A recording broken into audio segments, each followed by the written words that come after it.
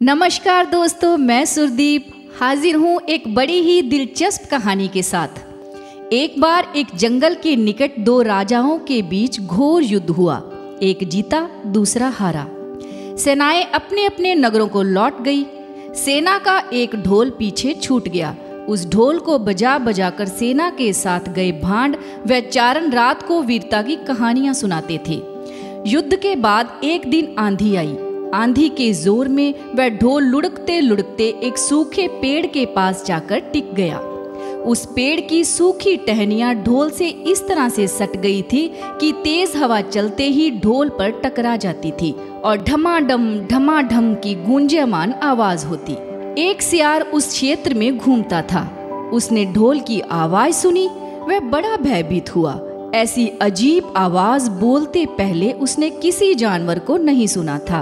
वो सोचने लगा कि यह कैसा जानवर है जो ऐसी जोरदार बोली बोलता है, ढमाढम। सियार हर रोज छिपकर ढोल को देखता ही रहता, यह जानने के लिए कि यह जीव उड़ने वाला है या चार टांगों पर दौड़ने वाला। एक दिन सियार झाड़ी के पीछे ढोल पर नजर रखे था। तभी पेड़ से नीचे उतरती हुई एक गिलहरी कूदकर ढोल पर उतरी।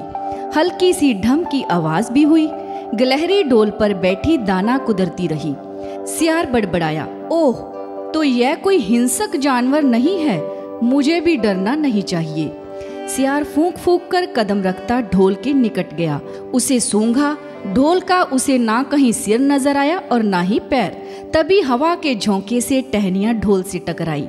ढम की आवाज हुई और सियार उछलकर पीछे जा गिरा। अब समझ में आया, यह बाहर तो खोल है, जीव इसके अंदर है। आवाज बता रही है कि कोई जीव खोल के भीतर रहता है। वह मोटा ताजा होना चाहिए, चर्बी से भरा शरीर। तभी यह ढम ढम की जोरदार बोली बोलता है। अपनी मान में घुसते हुए सियार बोला, अरे ओ सियारनी, दावत खाने के लिए तैयार हो जा। एक मोटे ताजे शिकार का पता करके आया हूँ। सियारनी पूछने लगी, तुम उसे मारकर क्यों नहीं लाए? सियार ने उसे झिड़की दी, क्योंकि मैं तेरी तरह मूर्ख नहीं हूँ।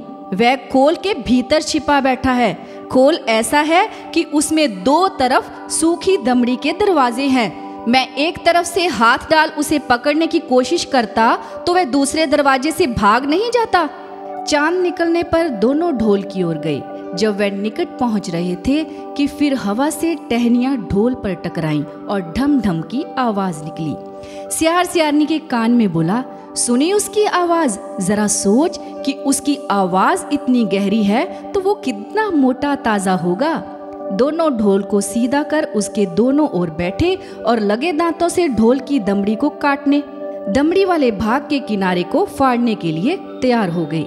जैसे ही दमड़ी फटने लगी, सियार बोला, होशियार रहना, एक साथ अंदर हाथ डालकर दबोचना है। दोनों ने हूं की आवाज के साथ हाथ ढोल के भीतर घुसेड़े और अंदर टटोलने लगे। अंदर कुछ नहीं था। एक दूसरे के हाथ ही पकड़ में आए। दोनों चिल्लाए, हैं, इसमें तो कुछ नहीं है, और माथा पीट कर रह गए।